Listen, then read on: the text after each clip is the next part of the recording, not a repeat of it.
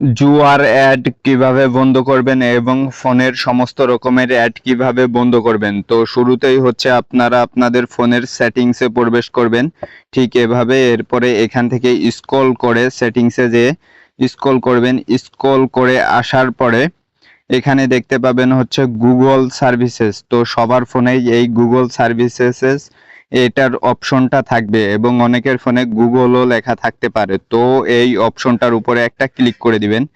তো ক্লিক করে দেওয়ার পরে এখান থেকে অল সার্ভিসেস এখানে একটা ক্লিক করে দিবেন। ক্লিক করে দেওয়ার পরে স্ক্রল করে নিচে আসবেন। নিচে আসার পরে এখানে দেখতে পাচ্ছেন অ্যাডস নামের একটি অপশন। এই অ্যাডস নামের অপশনটির উপরে একটা ক্লিক করে দিবেন।